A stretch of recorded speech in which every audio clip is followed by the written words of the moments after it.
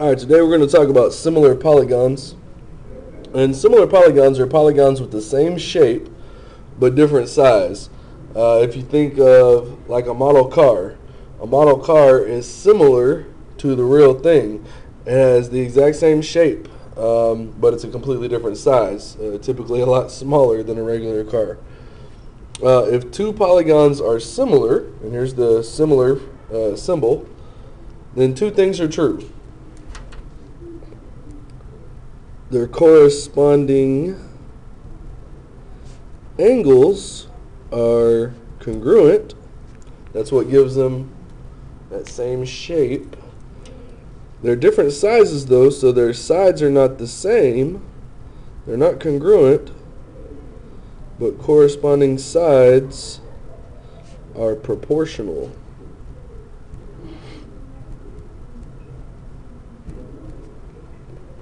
So the corresponding angles are congruent, corresponding sides are proportional. Alright, so if ABCD is similar to EFGH, then what must be true about the angles? Well, I know that angle A corresponds with angle E, and we just said that for similar figures, corresponding angles are congruent. So I know angle A and angle E are congruent to each other. B corresponds with F, so I know that angle B is congruent to angle F. Remember, just like our congruent statements, these similarity statements go in corresponding order. So C corresponds with G, so I know that angle C is congruent to angle G. And finally, D and H. Angle D and angle H are congruent to each other, because in similar figures the corresponding angles are congruent. Sorry about that. Corresponding angles are congruent in similar figures. Alright, what do we know about the sides? If these are similar figures, we know that their corresponding sides are proportional. So that means if I were to take line segment AB and it corresponds with line segment EF, I would put those in a ratio together. Remember, a proportion is equal ratios. So this pair of corresponding sides is going to equal another pair of corresponding sides, BC and FG. Those two segments are corresponding. CD corresponds with GH.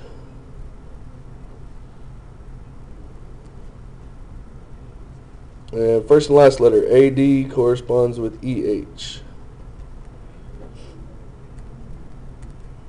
All of these ratios are going to be equal to each other because corresponding sides of similar figures are proportional, so equal ratios.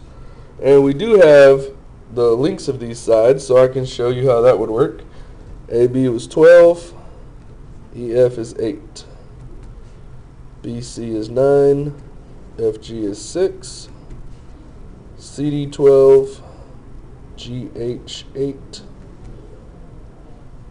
AD is 9, and EH is 6. Now, you can see that these are obviously equal, and these are obviously equal to each other, but are all four of those actually equal to each other? One of the quickest, easiest ways to do that is just to reduce all of the fractions, simplify them. 12 and 8 are both divisible by 4. 12 divided by 4 is 3. 8 divided by 4 is 2. So this fraction would reduce to 3 over 2. 9 and 6 are both divisible by 3. 9 divided by 3 is 3. 6 divided by 3 is 2. So since these are just repeats of these, notice that all four of these would reduce to the same thing, 3 over 2. So they are all equal to each other. Those sides are proportional. Alright, so if triangle LMN is similar to triangle RST, what must be true about the angles and the sides? Notice we don't have a picture this time. We're going to do it all based on the similarity statement. Remember, it goes in corresponding order. So For similar figures, the corresponding angles are congruent. L corresponds with R, so I know angle L is congruent to angle R. Angle M and S correspond, so I know that those are going to be congruent. And N and T correspond, so they're going to be congruent. All right, the sides. Sides are not congruent, but the corresponding sides are proportional.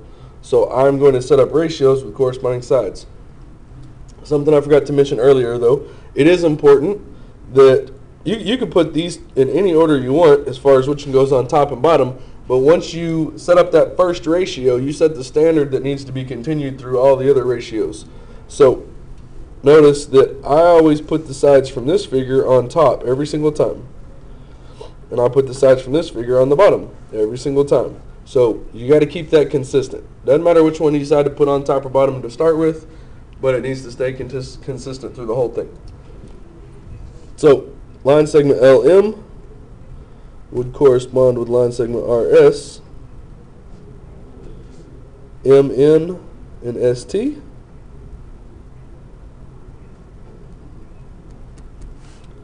and LN and RT.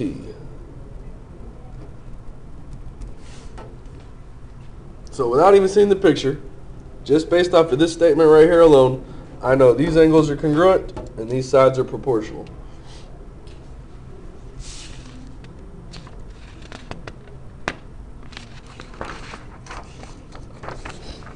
All right, let's talk about scale factor. Scale factor is the multiplier used on each dimension to change one figure into a similar figure. So if we have a figure and then the next figure is twice as big, then the scale factor is 2, because you would take everything in the original figure, multiply it all by 2, and get the new figure. So the scale factor there would be 2. So if you're going from a smaller figure to a bigger figure, in other words, you're enlarging it, you're making it bigger, then the scale factor is going to have to be greater than 1. So my example just a second ago was 2. If I multiply everything by 2, it gets bigger. If you're going from a bigger figure to a smaller figure, then the scale factor would have to be less than 1. So 0.5, 1/2, right? That would be an example. If I multiply everything by half, it's going to get half as big. It's going to get smaller. And if you're going from a figure to an equal size figure, basically nothing's changing, you're going to have 2 congruent figures, then the scale factor is 1. Anytime you multiply something by 1, it stays exactly the same. Alright, similarity ratio is the ratio of the lengths of 2 corresponding sides in a pair of similar figures. For example, thinking back to what we just did a second ago, right here, each one of these was a ratio of corresponding sides. And all of those reduced to the exact same thing. They all reduced to 3/2. This would be the similarity ratio of this figure to this figure. For every 3 units on the side lengths of this figure, there are 2 units on the side lengths of this figure. The similarity ratio would be 3/2. Now, how does scale factor and similarity ratio compare?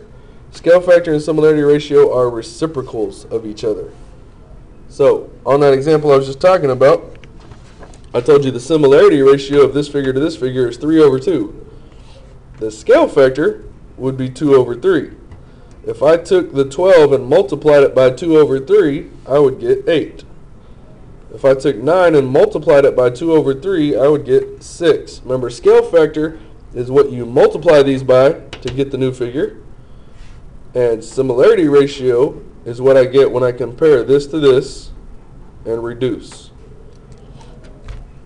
And so, because of that, scale factor and similarity ratio will always be reciprocals of each other.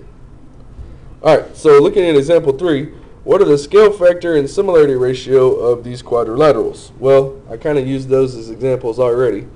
But the scale factor, what would I have to multiply this by to get here? That's easiest. It's more easily done if you find the similarity ratio first and then do the reciprocal. Remember, similarity ratio, all you got to do match up a pair of corresponding sides. Now, make sure the order is proper. If we want to know the similarity ratio of this to this, the first one that's listed has to go on top. Second one listed has to go on bottom. Okay? So it's got to be in that order. You can't do 8 over 12. All right, so that is the similarity ratio. All we have to do is simplify it, which we already did earlier. Remember, they're both divisible by 4. So the similarity ratio is 3 over 2. And then the scale factor, reciprocal, is 2 over 3.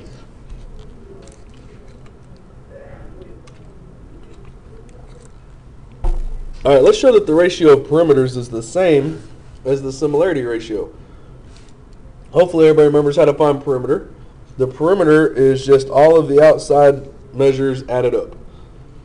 So for this perimeter, we have 12 plus 9 plus 12 plus 9, which is 42. Then for this figure, we have 8 plus 6 plus 8 plus 6. And we add those all up, we get 28. So the ratio of perimeters. If I take these two perimeters and put them in a ratio, what does that reduce to? Well, 42 and 28 are both divisible by 14. 42 divided by 14 is 3, and 28 divided by 14 is 2. And notice it came out exactly the same as the similarity ratio. And that's because perimeter is a one-dimensional measurement. And so the ratio of perimeters will be the same as the ratio of the sides, the similarity ratio. All right, what are the scale factor and similarity ratio of quadrilateral EFGH to quadrilateral ABCD in example 3? Well, we already did similarity ratio and scale factor just a minute ago. What's the difference? The difference is the order. This time they said, what are the scale factor and similarity ratio of quadrilateral EFGH to quadrilateral ABCD? They switched the order. Remember, I told you when you're reading through this and you're doing your similarity ratio, it has to go with this one on the first one on top, second one on bottom. So here, this is the first one, so it needs to go on top. This is the second one, it needs to go on bottom. So I need to take a side length from this figure first and put it on top. And I need to take a side length from this one second and put it on bottom. Now, if I do 8 over 12, what does that reduce to? Again, they're both divisible by 4, so it reduces to 2 over 3. That is the similarity ratio. And then the scale factor would be the reciprocal, 3 over 2. So basically, notice, because these are just reciprocals of each other, if I switch the order, that makes a reciprocal. And so they basically just kind of trade places on which one is which.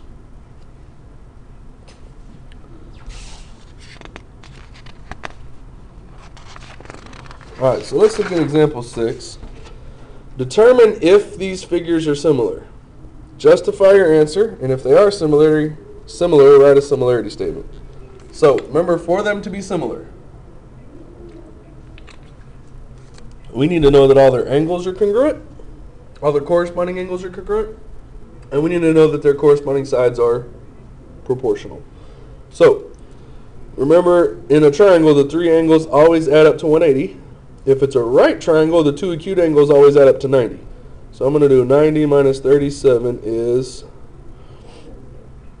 53. So I know that this angle has to be 53. You can do the same thing over here if you need to, or you could recognize if these two angles are the same, that one has to be the same.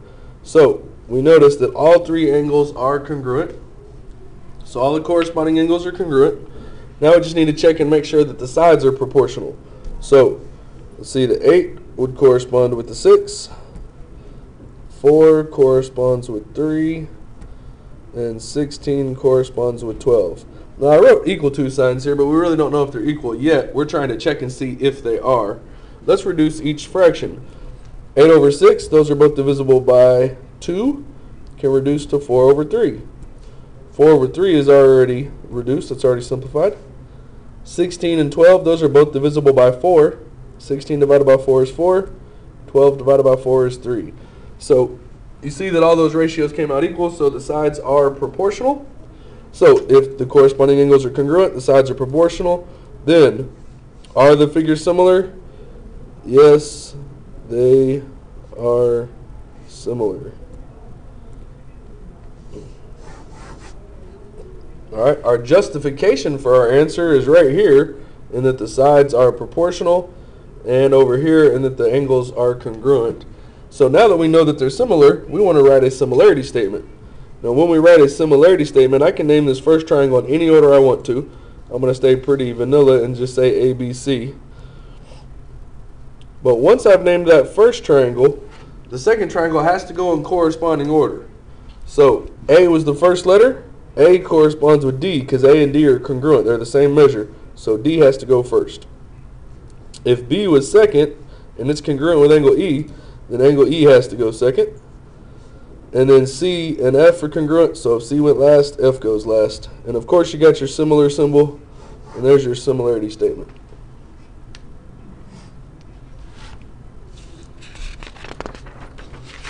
Alright, we're going to answer a whole lot of questions having to do with these figures right here. It tells us ABCD is similar to EFGH. Answer the following questions. Alright, so A corresponds with E. So if angle E is 60 degrees, angle E has to be 60 degrees. Measure of angle G, 90 degrees. That's already marked for us. Measure of angle B, well, what does B correspond with? B is second letter, F is second letter. So if F is 100, B is 100. Measure of angle B is 100 degrees. And then angle H, we don't know yet. It corresponds with D. We don't have that either. So I must be doing this a different way. Remember that the sum of the interior angles of any quadrilateral, four sides, is 360 degrees. If you don't remember that, remember we have a formula, 180 times n minus 2 that you can use. Four sides, you plug the 4 in for n. 4 minus 2 is 2. And 180 times 2 is 360. I know that those angles have to add up to 360. So if I already have a 100-degree angle, a 90-degree angle, and a 60-degree angle, that accounts for 250 degrees. Then I can subtract that from 360. And I'll find out that that missing angle has to be 110 degrees so that those four angles will add up to 360. Alright, what is the scale factor of ABCD to EFGH? Again, I typically like to do similarity ratio, but this one is a nice easy one because it's going to come out to a whole number. So we can do scale factor first. What would we have to do? What would we have to multiply these sides by to get these sides? Well, first let's find a pair of corresponding sides we actually have both of. Because this corresponds with this, we don't have that one. These correspond, and we actually have both of those. So these are the ones I'm going to focus on right here. What would I need to multiply 6 by to make it equal to 18? I would need to multiply it by 3. If I multiply 6 times 3, I would get 18. Alright, what would be the scale factor of EFGH to ABCD?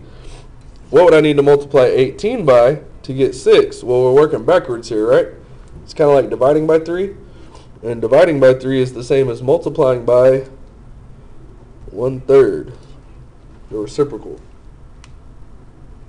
Alright, what is the similarity ratio of ABCD to EFGH?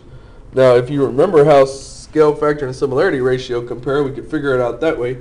But I'm going to just work from scratch here. For similarity ratio, you just compare two corresponding sides, and you put it in this order. This one on top, this one on bottom. So the side length from ABCD is 6, and the side length from EFGH is 18. So you put those in a ratio together, and then you just reduce. 6 over 18 reduces to 1/3. So 1/3 is the similarity ratio there. Now, if you want to know the similarity ratio of EFGH to ABCD, then remember the order just switches. This one goes on top and this one goes on bottom. So essentially we're just taking this and doing the reciprocal. And the reciprocal of 1/3 is 3/1, which is just 3. Alright, we want to find these sides. I want to find the distance from E to H. Okay, so if I'm looking back at the picture, I want this side right here. Well, what I already have that matches up is the 6 and 18. That tells me how the sides are going to compare. And then the x corresponds with 5. So I'm going to set up a proportion using these 4 segments right there. So 5 and x correspond, 6 and 18 correspond. 5 and x correspond, 6 and 18 correspond. So I'm putting corresponding parts in the same ratios. And 5 and 6 both came from the same figure. I got both of them in the top. X and 18 both came from the same figure. I have both of them in the bottom. And now all we have to do is solve this proportion. If you don't remember how to solve proportions, all we have to do is cross multiply. I'll multiply this direction. X times 6 is 6x. Multiply this direction. 5 times 18 is 90. Remember, in a proportion, cross products are equal to each other. So we multiply each direction and we get those products and we set those equal to each other. And then it's just solving an equation. So now if I want to solve for x, it's being multiplied by 6, so I divide by 6. And I find out the distance from E to H is 15. Now, this is the way we do it when we have more complicated problems. It is possible for you in this case, because the scale factor is a whole number, 3, we can just take the side lengths over here and multiply by 3 to find these. Or working backwards, we can take these and divide by 3 to get these. But I'm going to continue showing you the proportion just so we can practice that. So now I want the distance from B to C. So I want this one right here. Again, I'm always going to use the 6 and 18 because I have both of those. But the y corresponds with 9. So I'm using those 4 when I set up the proportion. So y goes with 9, 6 with 18.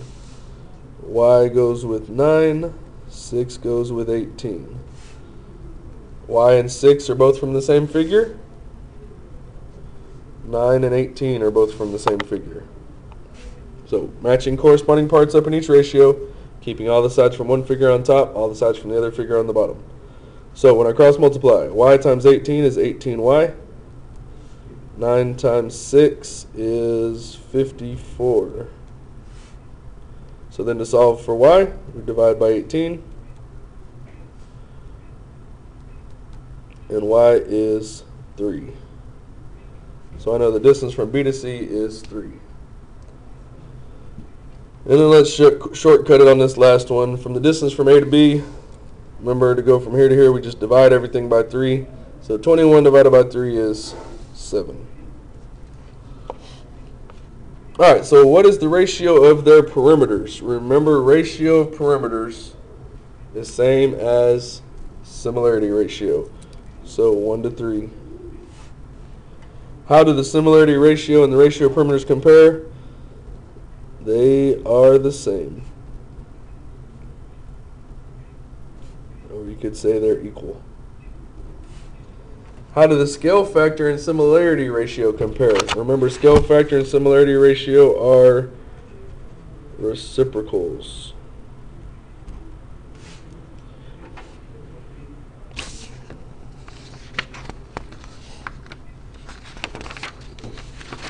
Alright, so on example 8, it says ABCD is similar to WZYX, and we want to solve for X and Y.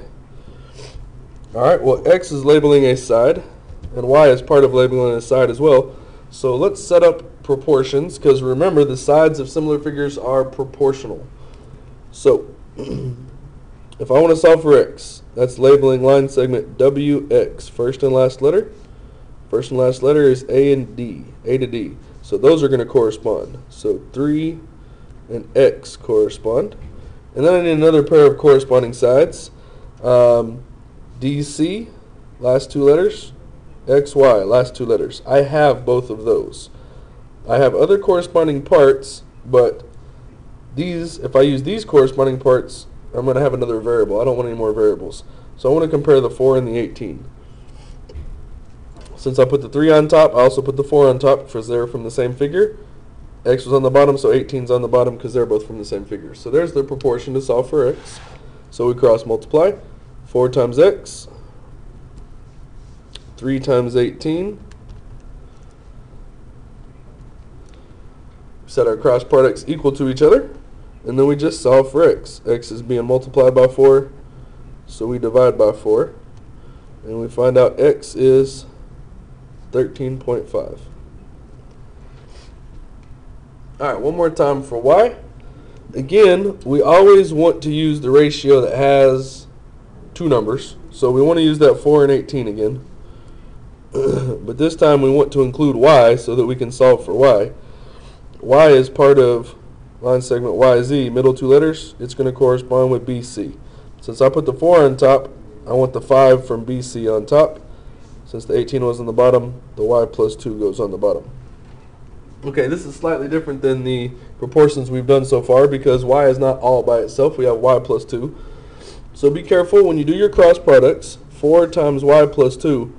That 4 needs to multiply times all of y plus 2. So we need to distribute 4 times y and 4 times 2 to get that product. And then go in the other direction, we have 5 times 18, which is 90. So then we're just solving for y. First thing we do is subtract the 8. And then we divide off the 4. And you should get y is 20.5. Alright guys, last one we're going to do, it's a little bit different than the others. It says the lengths of the sides of a triangle are in the ratio 3 to 5 to 7. Its perimeter is 120 centimeters. Find the lengths of the shortest side of the triangle. Alright, when they give us a ratio like this, remember ratios are reduced as much as they can be. So the real side lengths are some multiple of those numbers. But we don't know what that multiple is yet. But if I know that all the sides add up to 120, then whatever that multiple is, if I multiplied all of these by that number and got the real side lengths, they should add up to 120. So I'm going to use a variable to represent that multiple I don't know. 3 times x plus 5 times x plus 7 times x equals 120. I'm using the same variable to multiply times all of these to find the real sides, and then I know that the real sides all add up to 120 because that's the perimeter. So there's the equation. We combine like terms. 3 and 5 is 8. 8 and 7 is 15. Then to get x by itself, it's being multiplied by 15, so divide by 15. 120 divided by 15 is 8. Now the directions didn't say solve for x. It said find the length of the shortest side. Well, 3x is going to be shorter than 5x or 7x, so I'm doing this one right here. So 3 times x, we just found out x is 8. So I know that the shortest side is 24 centimeters.